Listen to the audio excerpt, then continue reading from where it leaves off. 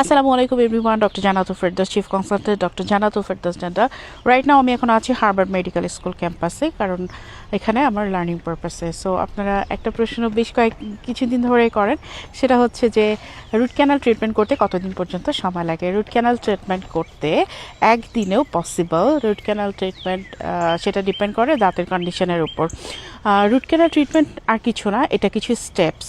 So স্টেপসগুলো যদি সম্পূর্ণ হয় তাহলে রুট ক্যানাল ট্রিটমেন্টও সম্পূর্ণ হবে।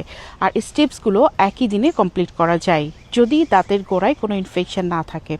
অর্থাৎ যদি ভালো ইকুইপড ক্লিনিক হয়, যদি অ্যাডভান্স রোটারি ফায়ার সিস্টেম থাকে, যদি অ্যাডভান্স এন্ডোমোটর থাকে, যদি স্ক্যানিংয়ের ব্যবস্থা থাকে, যদি এক্স রের ব্যবস্থা থাকে, যদি ইলেকট্রনিক অ্যাপেক্স লোকেটর থাকে, যদি ভালোভাবে সিল করার মতো এফিশিয়েন্ট ডক্টর থাকে, তাহলে যদি ইনফেকশন না থাকে কোনো দাঁতে, তাহলে একদিনে সমস্ত স্টেপগুলো করে, সমস্ত ইরিগেশন প্রসিজিওর ভালোভাবে ফলো করে একই দিনে খুবই সাকসেসফুলি রুট ক্যানাল ট্রিটমেন্ট করা যায়। অনেস্টলি স্পিকিং, হার্ভার্ড মেডিকেল স্কুলও এটাকে খুব ভালোভাবে অ্যাপ্রিসিয়েট করে, কারণ আপনার যদি প্রপার স্টেপ হয়, প্রপার সব কিছু হয়, তাহলে এটা সিঙ্গেল সিটিং অর্থাৎ একদিনে একই সিটিংয়ে রুট ক্যানাল করা পসিবল।